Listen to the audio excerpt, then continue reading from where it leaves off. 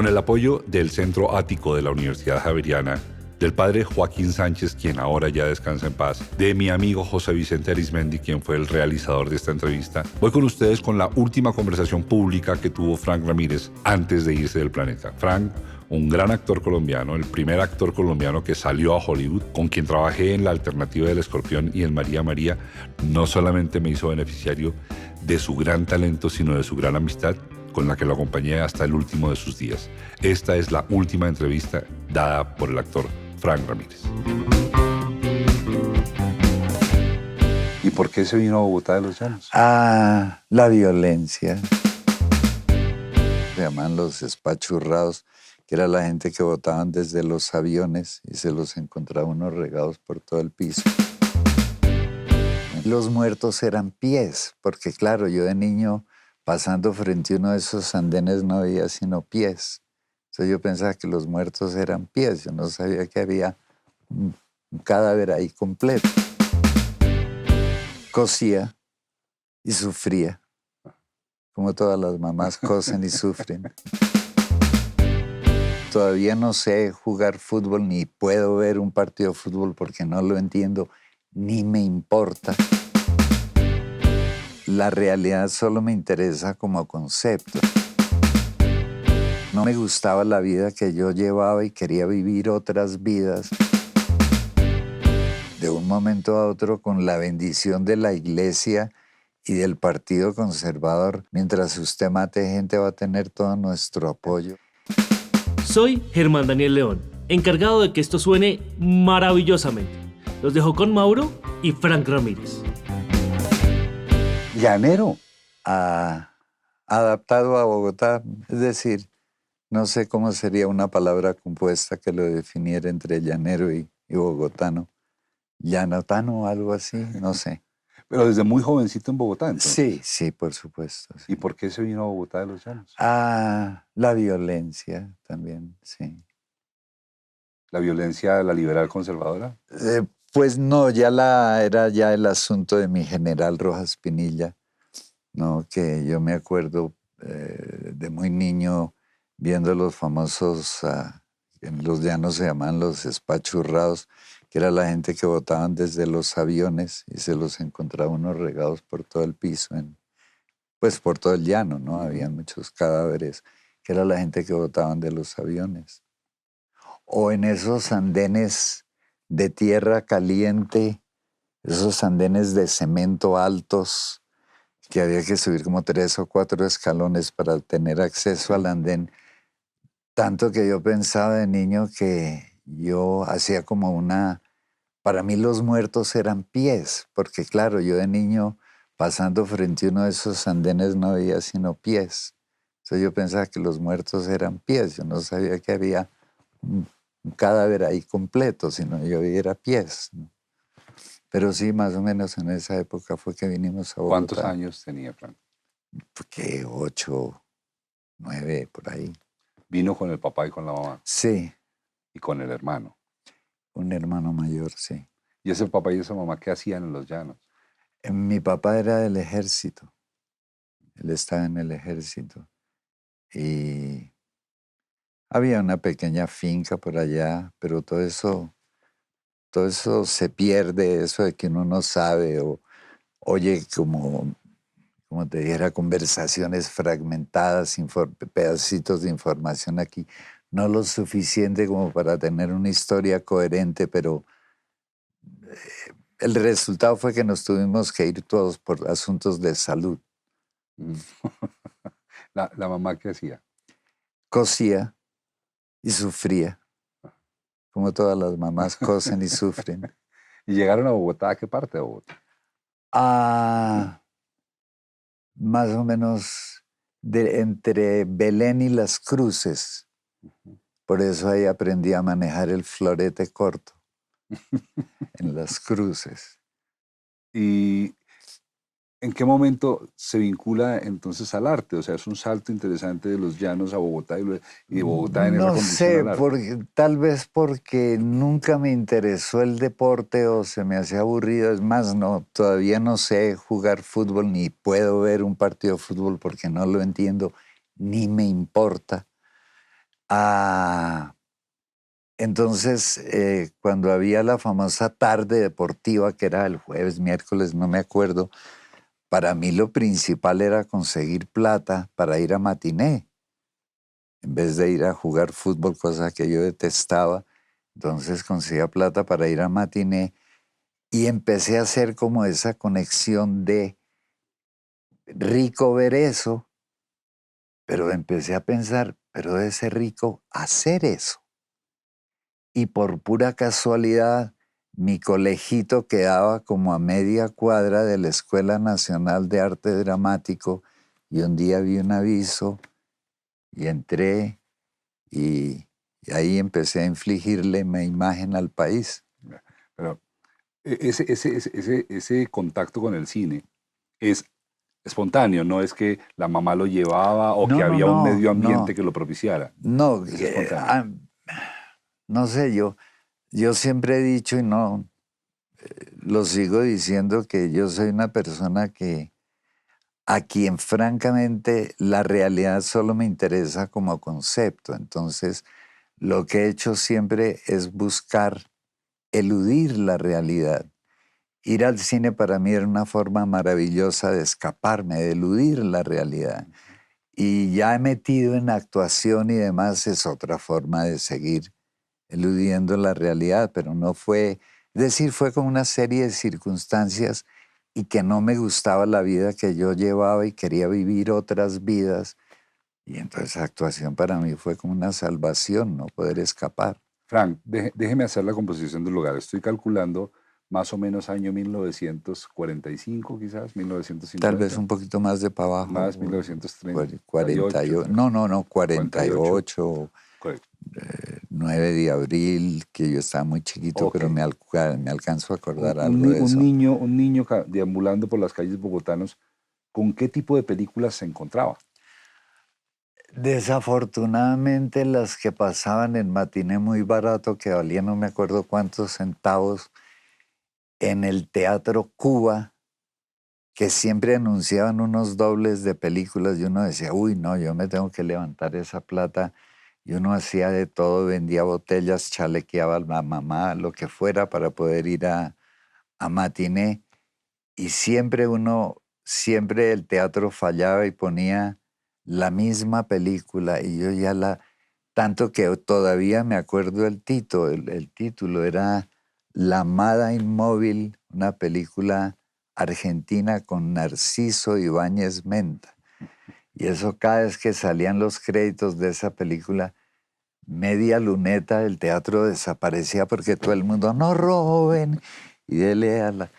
Pero era eso, porque siempre cambiaban el programa y no tenían sino esa, La Amada Inmóvil con el señor Narciso Ibáñez Menta, tipo con una cara seria, así, todo tenaz. Pero era eso. Bueno, ese es el tipo de películas que se encontraba. Pero Era entiendo lo que único, el ejercicio era escaparse, era ir a inicialmente cine, meterse en punto. este espacio cerrado y A oscuro, oscuro, y después le maravilloso, provocó meterse ya a la a lo que pantalla. pasaba detrás, sí. Y se encuentra con la Escuela Nacional de Arte Y Dramático, ahí me meto a la Escuela Nacional de Arte dirigida Dramático por Víctor por Mayarino. Víctor Mayarino Padre, sí. ¿Cuántos años tenía usted en ese momento? Unos 13, Ah, 12, por ahí más o menos, y, ¿por qué no, no sé? 14. Me estoy haciendo la idea, me puedo estar equivocando, de un niño solo que caminaba, que se encontraba. Sí, completamente solo. Es más, no, yo soy uno de esos pocos animalitos que no siente autocompasión. Me gustaba estar solo, porque andaba yo en mi propio mundo, porque lo que me rodeaba como que no me gustaba nada. Entonces andar solo era como un remedio, era como lo que me apaciguaba, me calmaba, ¿no? Golpea la escuela, entra, hijo de vecino, o sea, nada. Exacto, no, entro a hacer mi examen de admisión con un poema, un fragmento de un monólogo de Cyrano y uno de los profesores era Casimiro Eiger, muy recordado porque fue uno de los primeros en tener una galería de arte abajo de la Biblioteca Nacional, un edificio que ya no existe. Ahí tenía él una pequeña galería y él fue uno de los primeros que cuando yo hice el examen de admisión con ese fragmento del poema del fragmento del Cirano, tipo dijo, este pelado nunca va a poder ser actor y a mí no es, a mí no es sino que me digan usted no puede. Y yo, ¿cómo que así que no puedo? Y entré y me quedé muy a pesar de Casimiro Eiger. ¿Y alcanza a recordar algo del poema? No. ¿Y no, por qué no. se lo sabía entonces? ¿Lo estudió para eso? Lo estudié para eso. Conseguí, me fui creo que a la Lerner y Cirano, porque había visto la película hacía muy poco en una sala de cine, en una sala muy bella, qué lástima que la hayan tumbado, o yo la recuerdo como muy bella, en una sala que quedaba en la calle 17, arribita de la carrera séptima. ¿Faenza? No, calle 17, frente a la cigarrería o salchichería Liz, o como se llama, una pescadería. Puro enfrente quedaba como en un recoveco y era como un teatro muy italiano con balcones. Y en una de mis capas de cine había visto El Cirano con José Ferrer, una película como el 40 y algo, y José Ferrer en toda su gloria y en esa película tan romántica, tan bella. Entonces yo cuando me encontré con la necesidad de hacer un examen, pues yo dije, Oh, Cirano, aquí voy, lo encontré ahí en la Lerner y compré el librito. Y ese fue el poema que me escribí, que Frank, me aprendí. y en la escuela, porque vuelvo y sigo, por alguna razón me estoy haciendo la imaginación de un muchacho preadolescente anónimo que llega a una escuela en donde hay autoridades del arte dramático del momento en Colombia, Víctor Mayerino, y este muchacho, sin ninguna recomendación, con el bautizo de este muchacho nunca en su vida va a ser actor, ¿qué pasa adelante? ¿Qué sigue ahí? No, ahí pues el goce de ser estudiante de arte dramático, que es una época absolutamente deliciosa, con unos compañeros absolutamente maravillosos con los que todavía tengo mucha amistad y cariño, con Miguel Torres, con Suelito Luzardo. Organizamos un combo que nos quedábamos hasta la 1, 2 de la mañana improvisando, que venía el portero, bueno, niños, ya se tienen que ir, y todos, no, un ratico más, un ratico más. Y nos quedábamos improvisando y jugando. La escuela queda en Los Saltillos, en la pura parte alta del Colón, que quitando un pedacito de unos paneles de madera que habían ahí, uno podía colarse al Colón por la galería. Entonces ahí veíamos todo lo que llegaba al Colón, porque quitamos el pedacito de madera y ya estábamos en la galería. Y desde ahí veíamos absolutamente todo a lo que no podíamos tener acceso por falta de plata, porque no. O íbamos de puros sapos a ver cómo era la cosa, ¿no? Bueno, y ese niño llegaba a la casa, un papá militar, una mamá, muy ocupada de ser mamá. ¿Y con quién hablaba de lo que le pasaba? Con nadie. No había con quién. Es decir, y tampoco es que me interesara hablar con nadie. ¿No? Era como un mundo que yo me estaba creando, entonces, eh, del que yo no podía ser partícipe a nadie porque nadie me entendía. ¿Estaban Entonces, al menos enterados? sí, mi papá me decía, ¿esa vaina qué es? ¿O para qué es esa vaina? Y mi mamá decía, no, si a mi hijito le gusta, pues. ¿La plata para pagarlo de dónde salía? Yo dibujaba y hacía cualquier cosa en el colegio, siempre dibujaba, les hacía retratos a las novias de los compañeros que me traían esas foticos chiquitas, entonces yo las dibujaba de cuerpo completo, en pelota valía más. Entonces, como la quiere en pelota, le vale tanto, senos grandes, senos chiquitos, habían ciertas tarifas establecidas. Y con eso yo hacía plata o haciéndole los mapas a los otros pelados. Entonces yo tenía mi pequeña mini industria dentro del colegio y siempre fue así, siempre haciéndole los trabajos de dibujo a alguien, los mapas especialmente, o trabajos para historia, ¿no? Con dibujo del prócer fulano de tal, ¿no? Entonces, todo eso lo hacía yo, pero más que todo eran los retratos de las novias, ¿no? Ujú. Y si el tipo quería aparecer en el retrato, eso subía el precio bastante, ¿saben? El precio era proporcional a la acción que estuvieran desarrollando en papel. Eso sigue pasando, Frank. No es que sea un lado oculto, quizás es un lado muy, muy elevado de su vida. Es un gran pintor.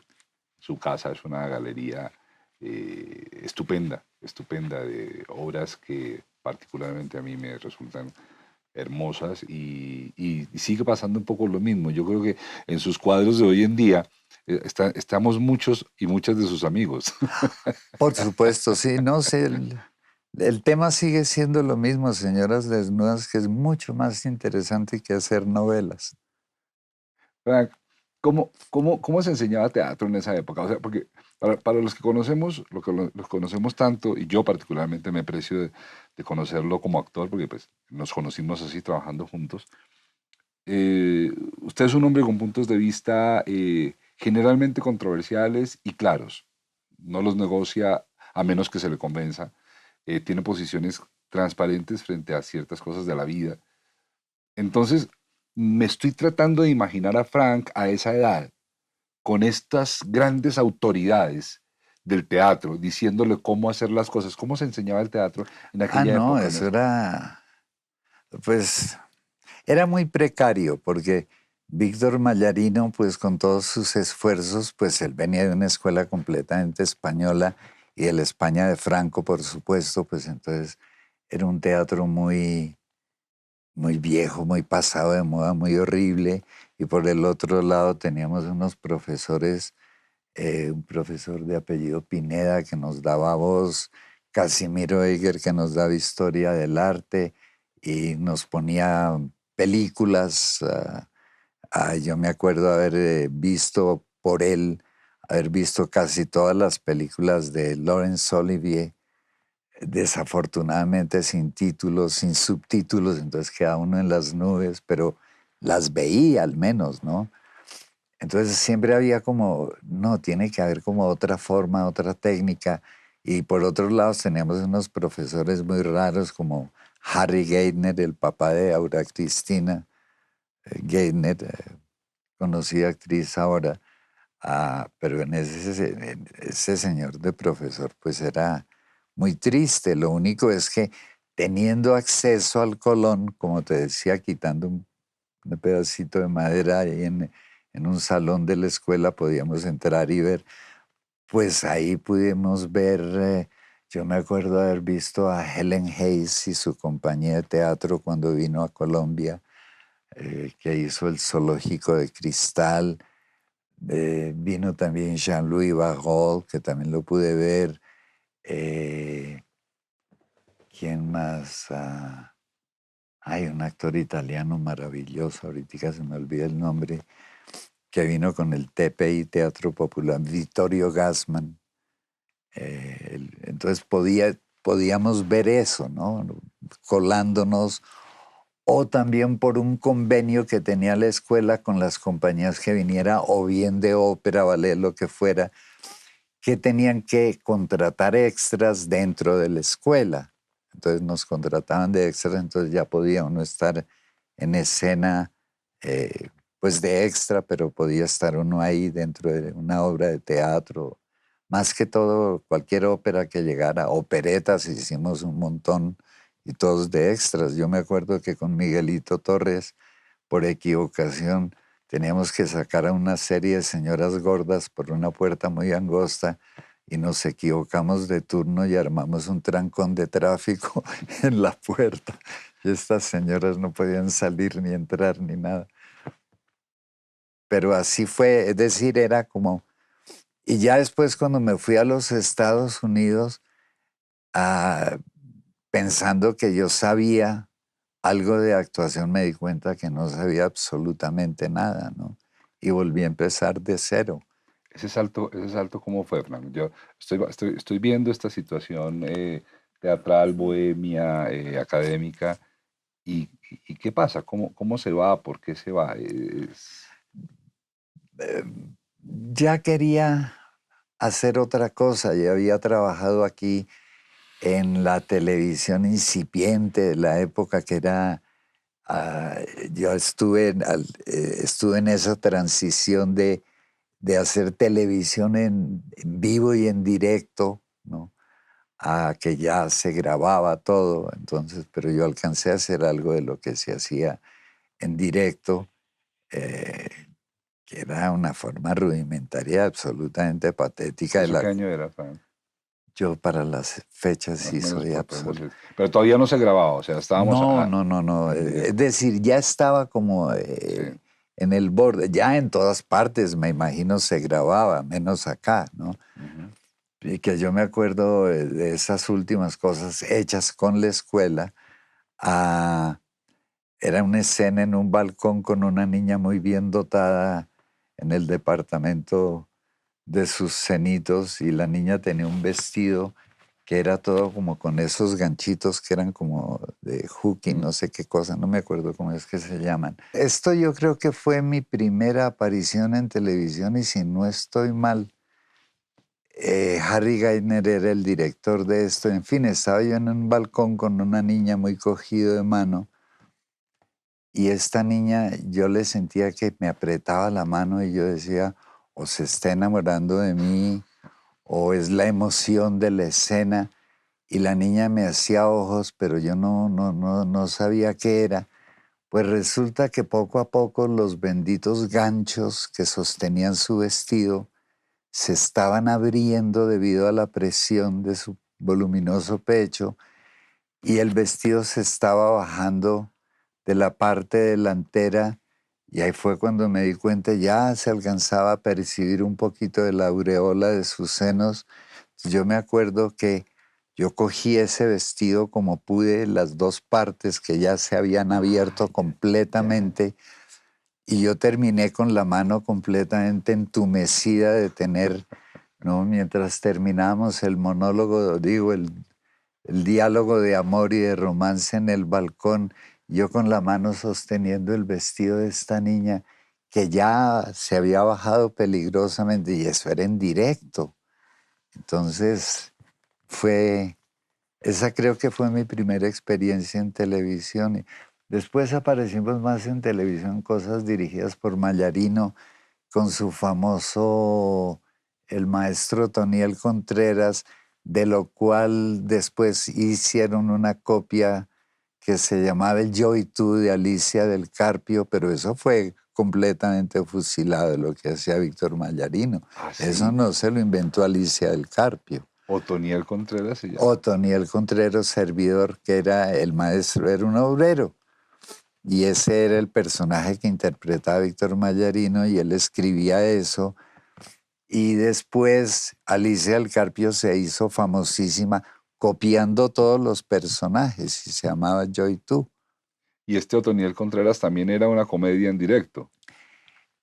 Pero no era una, es decir, era una, como te dijera, no era una cuestión que ya que apareciera X días, no, sino que de vez en cuando aparecíamos en televisión haciendo eso.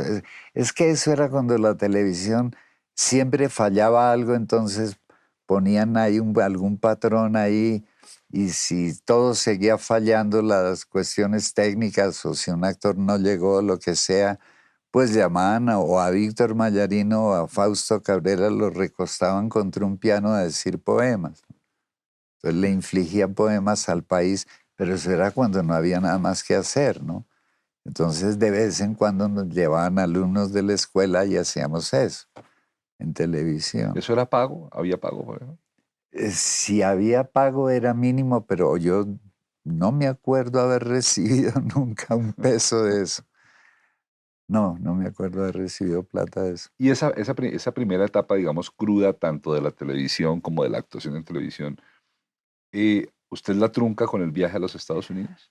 No, ya después empezaron a hacerse otras cosas en televisión, lo empecé a hacer ya cuando se empezó a grabar y ya ahí empecé a hacer otras cosas en televisión, solo que todo era, es decir, era como tan pobre todo, como de cartón, y además que como era la televisión estatal, los sueldos, la plata no llegaba nunca. Entonces, cuando llegaba la plata ya uno debía el triple de lo que le iban a pagar a uno y por ahí estaría uno tomando café o un trago en alguna cantina, en algún lado, y llegaba alguien blanco y decía, está pagando. Entonces todo el mundo a correr allá para recibir su platica de 6, 8 meses, una cosa así tenaz. No, es decir, no se podía, literalmente no se podía vivir de la televisión. Y ya en ese entonces yo ya había decidido irme y me fui para los Estados Unidos. ¿Por qué se tomó esa decisión? Era difícil tomar esa decisión en aquel momento del país, ¿no? Pues, no sé, yo vi como, pues la leyenda del Actors Studio, ya habiendo visto a James Dean, a Marlon Brando y todo eso, no, yo dije, no, pues yo tengo que irme allá a estudiar, a como de lugar. Y ya me fui. Frank, usted estaba empeñado en meterse entre esa pantalla. Ah, no, pero a como diera lugar. Muy Sí, por terco, su, ¿no? ah, Muy no, por terco. su obstinado, pero a morir. ¿Sí se acuerda en qué año se fue?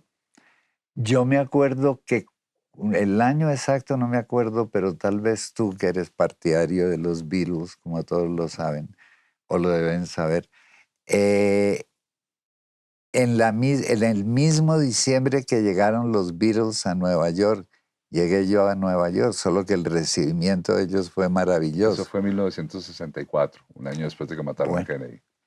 en ese mismo año llegué yo allá, solo que el recibimiento de ellos fue, ¡ah! Y el mío fue, ". Y llegó a Nueva York. Bueno, Tenía una noviecita ya, cosa que ayudaba ¿Y mucho. cómo la consiguió? ¿Por carta o la conoció acá? No la había conocido acá una niña que vino con, ¿cómo es que se llama eso? Los cuerpos de paz. Ujú, ujú. Y ella sí era un cuerpo de paz. Sí, eso sí, ¿para qué? Norteamericana. Sí, Sí. Y vivía en Nueva York. ¿Eh? sí, Ok. Y se va a Nueva York y ella es su anfitriona. ¿cómo no? Ya, ok. Cuerpo de paz, se llama. Ok, ok. La entrada yo pensé que la entrada era un poco más árida. Me estaba imaginando una cosa un No, poco. yo siempre he sido tramposo y pude llegar bien, Y sí. llegó con papeles en esa época, Ah, ¿no? sí, sí, sí, Ok. es decir, es que no era tan complicado, porque para empezar los gringos en su infinita ignorancia todavía, y yo creo que sigue siendo igual hoy, que uno decía Colombia y esa vaina dónde es y allá que comen tortillas y eso dónde queda, allá que hablan español, ¿no?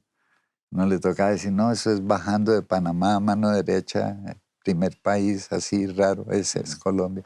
Ah, ahora ya por supuesto todo el mundo sabe dónde es Colombia y por qué es conocida Colombia. Pero en ese entonces nadie sabía qué era, ni dónde era, ni qué se vendía, ni qué se hacía aquí. Bueno, llega a Nueva York, a donde el Cuerpo de Paz, Ah, el Cuerpo de Paz. y cuánto tiempo pasa de ese momento a que esté vinculado. No, yo llegué con toda la intención de estudiar, pero mi inglés era absolutamente precario porque era inglés de colegio y de mal colegio y pésimo inglés. Entonces yo me acuerdo que con unas grabaciones que me conseguí, me fui a lo más barato que yo pude conseguir, que era una habitación en un hotel en Provincetown, que es como, no sé si tú lo conoces, que es un pueblo de inmigrantes portugueses, una comida deliciosa, pero en invierno eso, el frío es feroz y por eso no va nadie. Entonces allá yo me fui y me encerré a estudiar inglés. Y yo oía por radio a un locutor que era muy famoso en esa época, que se llamaba Cousin Brucey, que era de esos tipos que hablaba 3000 palabras por segundo y yo decía, el día que yo le entienda a este señor, puedo entender una clase. Y un día le entendí y me devolví a Nueva York a los Cuerpos de Paz y entré a estudiar con Jim Frankel. Entonces el inglés lo aprendió con la misma Ah, disciplina. no, sí, absoluto, porque en un pueblo de estos de pescadores en invierno, pues en verano pues, eso es lleno de gente, ¿no? Pero en invierno pues era quedarme encerrado en un cuarto todo el día a practicar y a tener la disciplina de si iba al baño, tener en el baño un diccionario y aprenderme 3 o 4 palabras, no 20, sino 3 o 4, pero si era un verbo, aprendérmelo todo y saber cómo se usaba. Y ese mismo día, como iba a comer a algún lado, algún restaurante portugués, pues usar esa palabra que acababa de aprender, ¿no? Pero tan pronto pude entender a Cousin Bruce y esa fue porque este señor hablaba a 1000 por hora, ¿no? Y tan pronto pude entender qué decía. Y los Beatles estaban sonando por todas partes, ¿no? Porque acaban de presentarse en The Ed Sullivan Show y todas En esas el Shea cosas. Stadium, sí. Exacto. ¿Y se matricula en qué escuela? Una escuela que quedaba en, creo que era en Bleecker Street and Fourth, quedaban un montón de lugarcitos de jazz y todo eso, entonces era un lugar como muy interesante, era el Village, el Greenwich Village. Entonces ahí empecé a estudiar.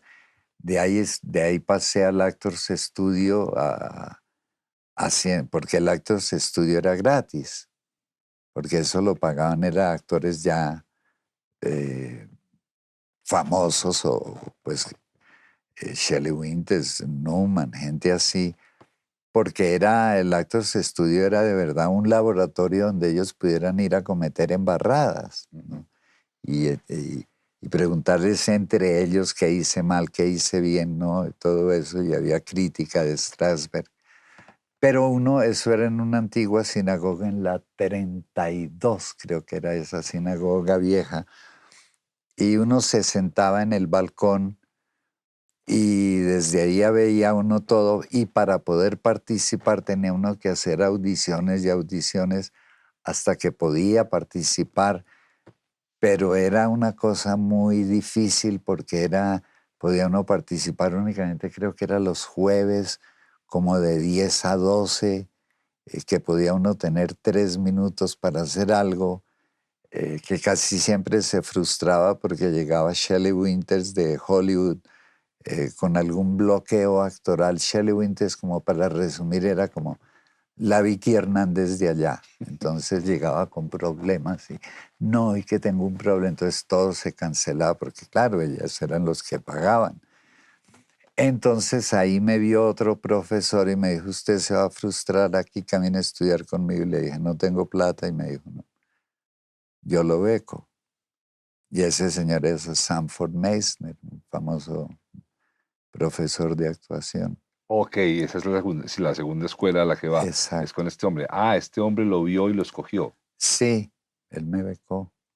Que un señor que hablaba muy bajito porque había tenido un accidente, lo había atropellado un camión, algo así, y había quedado con una voz muy, Pero alcanzó a muy verlo quieta. actuar en algo. ¿Usted alcanzó a meterse en alguno de En esos? alguna escena me alcanzó a ver ahí, creo. Frank, ¿y cuál diría usted hoy, desde el punto de vista objetivo? No se trata de hablar, autoelogiarnos, pero ¿cuál diría usted que es esa virtud que le vi y que le vio este señor en tan corto espacio para ofrecerle la beca?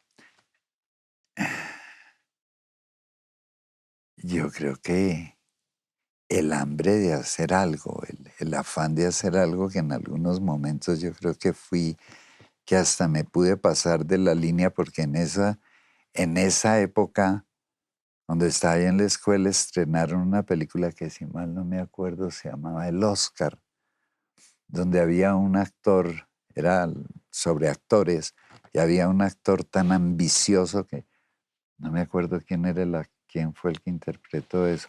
Bueno, un actor tan ambicioso, con mucha calle, que el tipo pasaba por encima de su propia mamá para lograr su objetivo. Y unos compañeros me dijeron, estuvimos en un estreno de una película anoche y vimos casi tu biografía.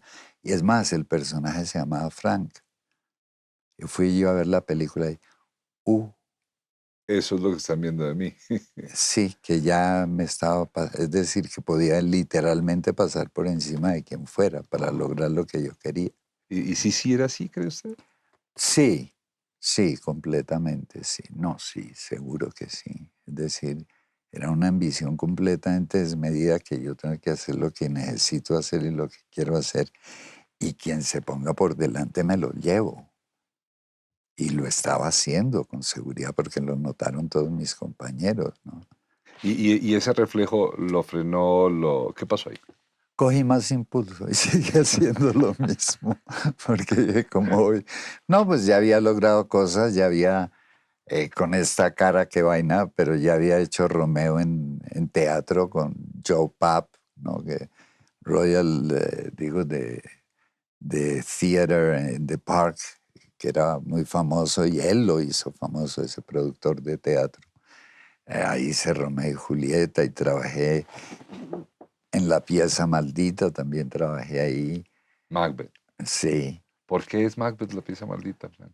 porque desde su estreno se rumora o se ha tenido la leyenda que siempre han pasado, ha tenido problemas. Es decir, hay muchos rumores, muchas leyendas que uno no sabe dónde es de verdad, pero que esa pieza siempre ha tenido problemas durante el montaje o durante su desarrollo, porque dicen que una vez en uno de los duelos una espada se partió y una señora en primera fila fue sacrificada. Entonces, también trabajé en eso. Eh, es decir, empecé a hacer cosas en teatro, pues que empezaron a notarse, ¿no? Y de ahí ya me vio una manager que me dijo camine para Los Ángeles y yo no lo pensé dos veces y me fui para Los Ángeles. Y en clásica vaina gringa, que acabo de trabajar haciendo Shakespeare en teatro en Nueva York, y paso a ser la monja voladora en La monja Hollywood. voladora. Ya generaciones seguramente no tienen ni idea de esto, No, pero pero era Sally Field, yo estoy claro. seguro que las nuevas Pero generaciones Sally saben Field quién es. sí. Ella era la monja voladora, que era una niña profundamente amargada, pero uno lo entiende. Digo, Sally Field era una Sí, niña profundamente amargada. pero Sí. por supuesto, una niña vestida de monja, colgada como un jodido jamón del techo, llena de alambres. Todo el mundo le sostenía las paticas, la manito, le alcanzaban juguito. Y la pobre vieja ahí colgada como un jamón todo el día. Eso tiene que amargar al más valiente, ¿no? ¿Usted nunca habló con ella o alcanzó? No, sí, pues trabajando con ella, pero la niña era pues simplemente amargada, pero con toda la razón, ¿no? Que la niña en todas las series, pues la niña volaba de un lado a otro, ¿no? ¿Cuántos capítulos de La monja voladora hizo? Muchos, Ah, porque sí. sí, porque hice uno y después hice otro y después me hicieron un contrato como para aparecer en varios más, entonces ya mi agente empezó a como a cuadrarme cosas así, ¿no? Donde allá aparecía como en varios episodios, ¿no? ¿Y cuál era el papel, Frank? No, eran diferentes personajes, Ok. ¿no? Diferentes ¿De personajes. latino? Por supuesto, el latino que esa es otra cosa muy divertida porque para limpiarme el acento yo estuve trabajando mucho en Nueva York con la testarudez de siempre con una doctora de lenguas de apellido Rubishek. Y con esta señora pues yo estudiaba inglés con el metrónomo y toda la cosa para lograr el ritmo perfecto y hablar Shakespeare más o menos bien. Y después en Hollywood pues ya los productores me decían, pero usted habla mejor inglés que yo. Bueno, hermano, págueme, contráteme y verá que le pongo un acento espantoso, pero primero pague, contráteme y verá que yo lo puedo traer. Pero entonces fue aprender buen inglés para olvidarlo en Hollywood. Frank, ¿y esos papeles de latino eran además malo? ¿Era el villano? No, Ok. no. Lo de siempre, el pobre latino vaciado, no sé qué, viene el héroe y finalmente lo rescata. ¿No? Y todo el mundo feliz al final. O en esos famosos pueblos que siempre se inventan los gringos cuando hacían o se inventaban en ese entonces en todas esas series, un pueblo siempre que se llama San Carlos, ¿no? Mm. O un país que se llama San Carlos. Entonces, Sí. yo era algo revolucionario en San Carlos, entonces venía de $6 Million Man claro. y me da un rifle para que empezara yo mi revolución. En San Carlos. Todas en San Carlos. ¿Cómo no? Voy a hacer una pregunta que haría la tía tomando té en la casa y es, pero bueno, pínteme el dibujito, este latino del barrio entre Las Cruces y el Belén. 20 de julio y Belén, en Nueva York, y luego en Los Ángeles, metido en un set con Sally Field. Hágame ese dibujo, ¿cómo es eso? Pues yo no, es decir, yo lo que tenía era que tener los ojos muy abiertos porque, pues para empezar, yo desconocía cómo se hacía la televisión en Gringolandia. Estaba acostumbrado a hacerla acá, que era otra cosa, completamente diferente, ¿no? Y cuando ya se ensayaba algo y le decían a uno, puedes descansar, y yo me quedaba en el set, y me volvían a decir que puedes descansar, y yo, ajá, pero yo no sabía qué era descansar o qué, si me mandaban matar o cómo era la vaina, qué era lo que querían. No, lo que querían decirme era que me podía ausentar del set y sentarme por ahí, fumarme un cigarrillo, lo que fuera.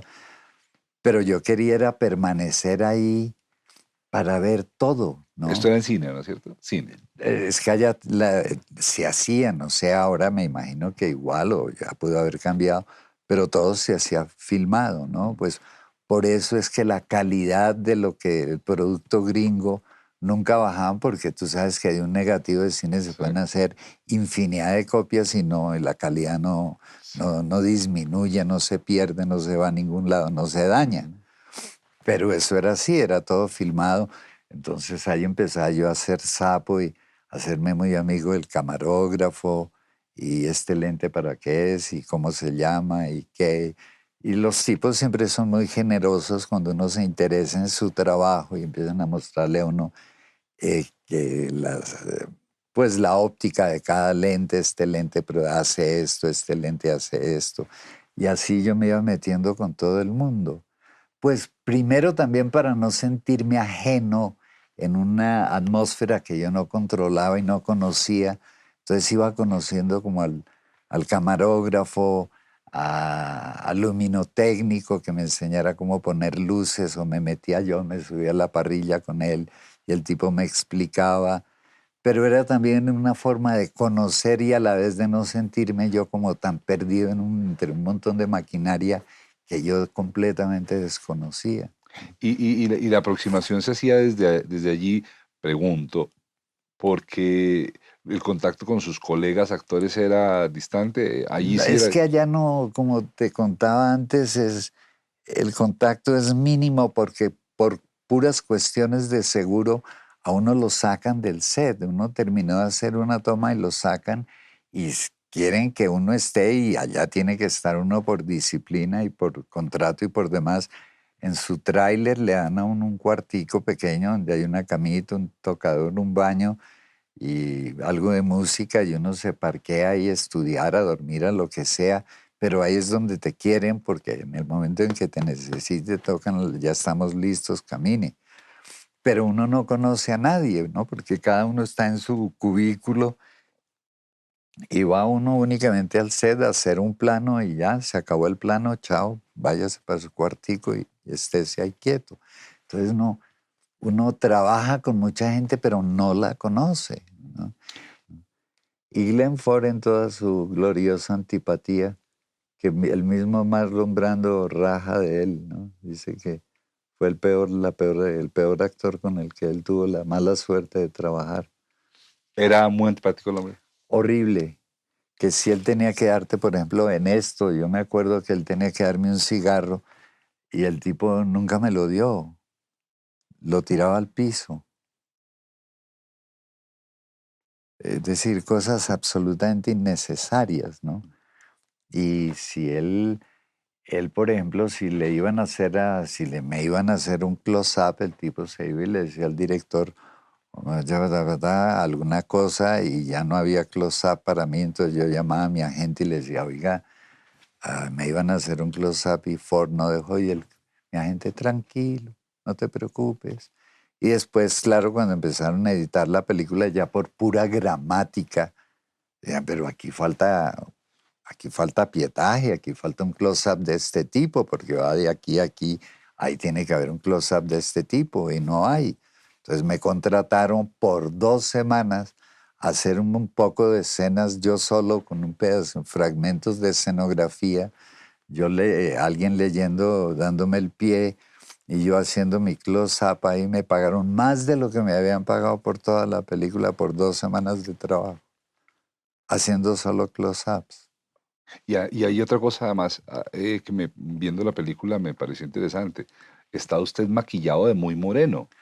Estaba quemado del sol y muy moreno, entonces es que esto me vino a la memoria porque una vez canaleando una noche en mi casa, yo empecé a ver unos paisajes y vi a Warren Oates, ¿no? Que también trabajó en esta película. Bueno, vi a Glenn Ford y a Keenan Wynn. Yo dije, yo conozco esto, yo he visto esto en algún lado, ¿qué es? Y de golpe me veo yo, y fue una sorpresa tenaz porque maquillado de oscuro y ya quemado el sol y maquillado son puros dientes y ojos, ¿no? Y un montón de pelo así, tenaz, ¿no? Fue divertido. Pero eso fue como el año pasado, algo así que yo, véalo ahí, ¿no? ¿Cuánto duró el rodaje de esta película? Como un mes largo, mes y medio. Es una película de Disney. Sí. Ajá. Dirigida, ¿por quién recuerda?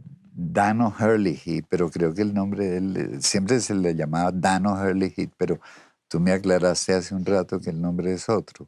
No, ese. Sí. Y fue un éxito de taquilla. No, pasó como debía pasar fuertemente.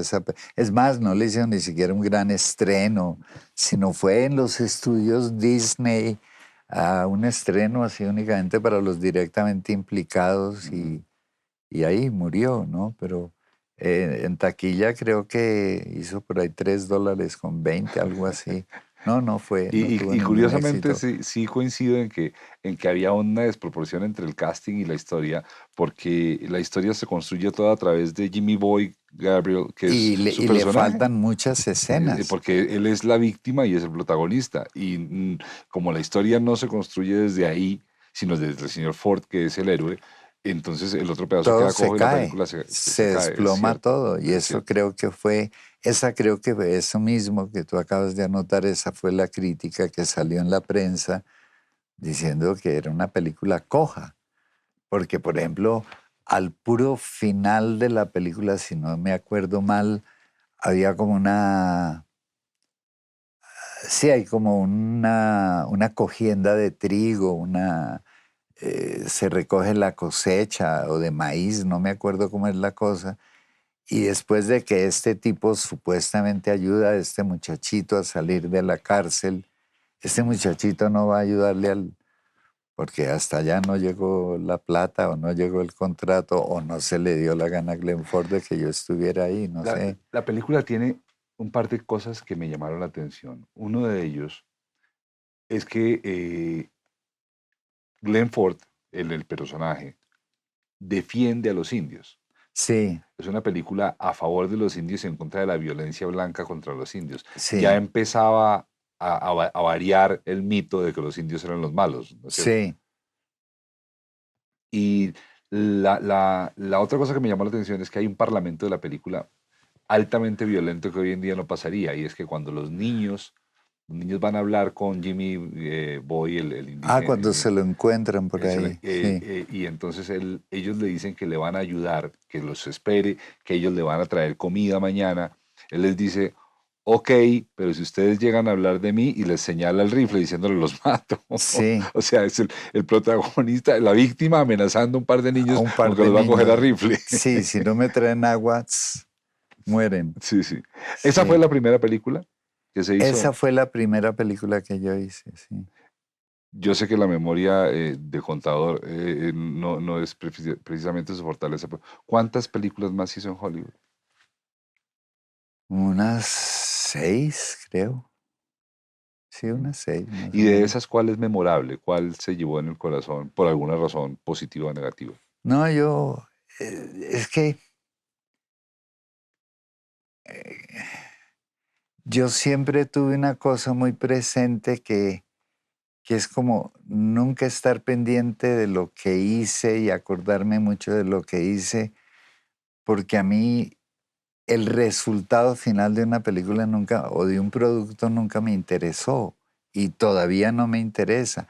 A mí lo que me gusta es hacerlo. A mí lo que me gusta es sentarme en mi casa y pensar cómo es este personaje, por qué es así, qué lo motiva, qué lo dispara, qué lo mueve, qué lo conmueve, qué lo hace sufrir, qué lo hace llorar. Y después me gusta hacerlo. Pero una vez que lo hago, ya no es mío, ya le pertenece al director, al editor, al sonidista, le pertenece a una cantidad de gente. Y yo ya si lo veo ya no puedo repetir nada de lo que hice, ya no lo puedo volver a hacer. Así quisiera yo volverlo a hacer. Entonces por eso no lo veo y no me importa, Y no me consta, quiero verlo. yo sé que así es, yo sé que esto no es una pose, sino me consta que así es. Frank, ¿es posible que usted no sea vanidoso en ningún grado? Ah, pues tú que has ido a mi casa, tú has visto que en mi casa yo no tengo ni una foto, yo no tengo egoteca en ningún lado, no hay ni una foto ¿Cierto? porque no la tengo, no conservo fotos, no conservo clips de prensa, porque todo eso a mí se me hace, eso no me ayuda, no me sirve, pues no, nunca lo he necesitado, mejor dicho, o nunca me hizo falta, entonces lo que no sirve que no estorbe, ¿no? Es cierto, si yo no lo conociera, no le creería. Sé que no es una pose, sé que en realidad así es, no hay nada, y es muy difícil. Alguna vez llamé a Frank para pedirle su hoja de vida porque estábamos haciendo una convocatoria y mm, quizás él recuerde qué fue lo que me dictó al teléfono de hoja de vida, ¿recuerda? Sí, yo creo que te dicté más o menos las veintitantas películas que he cometido, no sé cuántas horas de televisión, pues de diferentes partes, ¿no? Y que no tenía mucha amistad con ciertas personas y punto. Es decir, para mí es una hoja de vida que tiene que ser una hoja, ¿no? No una biografía, ¿no? Una cosa así como el directorio telefónico de Brooklyn, ¿no? Tal Tiene cual que así ser fue, una hojita. tal cual así fue, y agregó, y nunca me he ganado la India Catalina. Y nunca me he ganado el India Así es. Catalina y espero. Nunca me he ganado ningún premio. Ah, no, sí me infligieron por ahí un premio en un festival de cine de Bogotá, al cual no quise ir porque detestaba yo la película. Y yo dije, ¿cómo con la película que yo más odio me dan un premio? No sé si al valor de haberla cometido, no, o haber soportado a esa directora que yo dije, no. No voy, nunca lo recibí, o sea que sí, me considero que me he mantenido al margen de ganar premios, porque de todos modos, ¿para qué sirven? No Fra- sirven ni para trancar libros en la no, sí, casa. ni para eso. Frank, usted trabajó con Joan Collins, Ah, con la sí, señora Joan Collins. sí, señor, en ¿Cómo era una... trabajar con Joan Collins? No, pues era una señora, pues era extraño, era una persona que parecía que en cualquier momento con el calor de las luces se le iba a cuartear la cara porque el maquillaje era como una vaina muy espesa, muy pesada. Entonces ella mandaba despejar todo lo que interfiriera con su punto de vista. Esta era una película de corredores de carros y ella era como la novia, la amante de alguien ahí y yo era un asesino a sueldo que me iba adelante de la carrera de carro matando gente para que otros ganaran. O sea, yo me subía por ahí a una casita, a un cerro, a cualquier lado, con un rifle, con mira telescópica, y ¡pum!, descontaba un corredor y chao, ¿no? Esa era mi misión. Y yo me acuerdo que esta señora para cualquier escena mandaba desocupar el set. No, todo el mundo se tenía que ir. Y yo me quedaba colado detrás de una pared, pues con todos los problemas que explicaba antes, que a uno siempre lo sacan, Porque yo decía, no, pues aquí va a haber una escena del carajo. Y no, la señora John Collins era John Collins y no hacía más que Sí. eso. Y no era más que eso, ¿no? Y era pues un chorro de babas porque después de semejante pantalla mandar desocupar todo el set, no porque iba a ser algo genial y maravilloso y no pasaba nada, ¿no? Era otra vez como ver hervir agua, ¿no? No pasaba nada. Hablando de John Collins, fue, debo decir, yo dirigí por primera vez a Frank cuando ni siquiera nos conocíamos como amigos. Y el haberlo dirigido en la alternativa del Escorpión y luego en María María, donde ya éramos amigos, ha sido un permanente curso de entrenamiento sobre el arte de la vida, aplicado a veces al arte de la dirección. Y hablando de Joan Collins, Frank me dijo, es ese tipo de actores y actrices cuyo show lo hacen afuera del set, pero Ah, cuando llegan sí, al set no pasa nada. Y, sí. y es muy común que el show se haga afuera del set y no en el set. Es decir, es como una forma de hacer ver que lo que hacen es muy difícil, muy complicado, una cosa tan supremamente complicada que no la pueden hacer sino ellos, pero la pelea es porque el vestuario está mal, ¿no? Porque el quiebre del pantalón no está donde debe estar, o por esa luz no me gusta, o aquel técnico tiene mal aliento, cualquier pendejada para crear caos, pero en sí el trabajo es, y no pasó nada, ¿no? Entonces el show es como afuera, ¿no? Pero Sí. adentro nada, ¿no? En el set nada. Frank, Cóndores no entierran todos los días, de Francisco Norden, es, desde mi punto de vista, la primera gran película seria colombiana. Y creo que Mm. después de Cóndores pasaron muchos años, hasta hace muy poco quizás aparecieron películas que puedan ponerse al lado de Cóndores. Hábleme de la historia de Cóndores, cómo se vincula, qué pasó con ese Pues personaje. yo estaba aquí haciendo algo, no me acuerdo, cree que, no sé si a la mala hora o algo, y un señor que yo no conocía me seguía dejando mensajes en el hotel y yo, pero este señor, ¿quién es? Yo no lo conozco. Hasta que un día una niña del hotel me dice, mire, este señor o me va a enloquecer o me va a matar. Si usted no se comunica con él, espérese, yo lo llamo y lo llamó por teléfono y nos pusimos una cita y ahí conocí yo a Pacho y me dio el guión y yo lo leí esa misma noche y yo dije, sí, me interesa hacerlo. Y el tipo empezó, bueno, pero firmemos un contrato, hagamos un papel, algo, ¿cómo sé yo que usted de verdad va a venir a hacer esto? Y le dije, no, porque yo le digo que voy a venir a hacerlo y eso para mí es más que suficiente. Y el tipo no me creía cuando yo le dije, ya, le doy la mano y eso, ya me comprometí, lo hago. Y así fue como lo hice, pero yo no sabía quién era él ni qué había hecho, sino que me gustó el guión, me gustó la historia.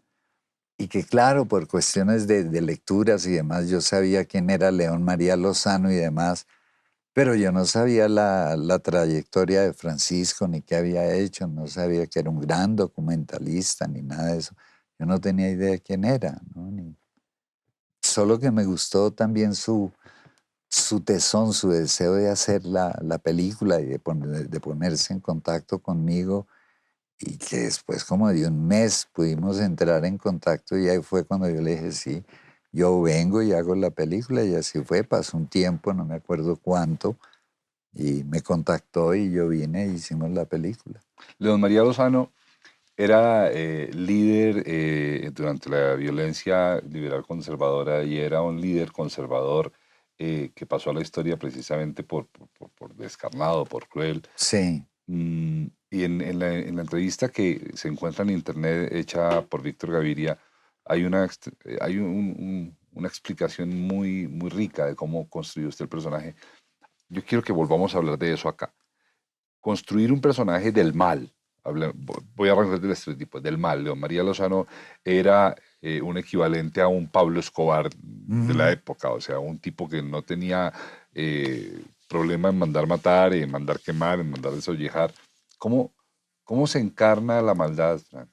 Pues en este caso, la única forma que yo encontré de llegar a eso fue a, entenderlo a través de mi propia soledad como niño, entender que un tipo en provincia con un alto grado asmático, entonces eso ya lo ponía pues fuera de contacto con otros niños, lo volvía un niño completamente solitario, perseguido por su enfermedad, y que en esa época pues nada de médicos para el asma ni nada de esas cosas, sino yo imagino que a él lo llevarían a donde brujos y teguas de pueblo que le rezaran y le dieran hierbitas y vainas, pero eso ya lo hacía una persona completamente marginal, ¿no? Que creaba su propio mundo. Y un tipo que ha sido un don nadie, porque era un vendedor de quesos empleado en un mercado, pasa a ser un tipo condecorado por el presidente de la República de un momento a otro con la bendición de la Iglesia y del Partido Conservador. Mientras usted mate gente va a tener todo nuestro apoyo. Pues este tipo finalmente pertenece a algo, entonces no mide sus actos, ¿no? Y yo personalmente nunca juzgo a los personajes que he hecho porque sean malvados o lo que sea, yo no los juzgo, ¿no? Es una persona que vive de acuerdo a sus circunstancias, porque yo creo que si yo me meto en la cabeza este tipo es un asesino, el solo pensarlo hace que mi subconsciente empiece a trabajar en mi forma consciente de trabajar. Y yo estoy haciendo un asesino.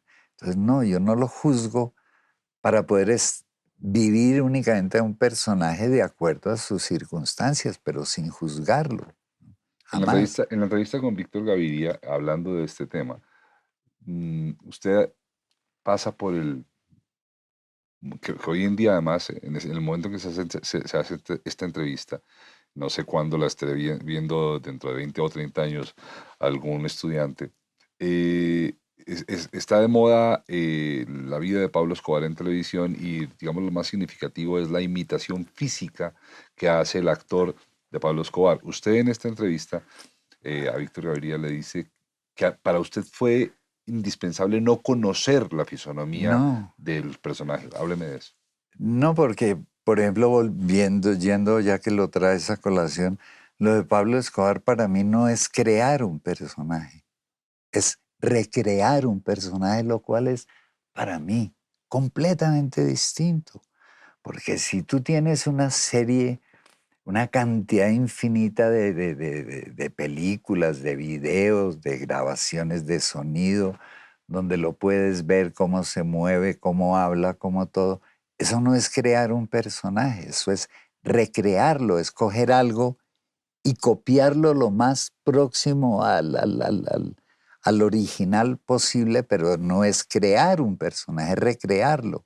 Entonces yo a propósito, yo no quería saber nunca cómo era León María Lozano y tengo entendido que físicamente éramos afortunadamente completamente diferentes.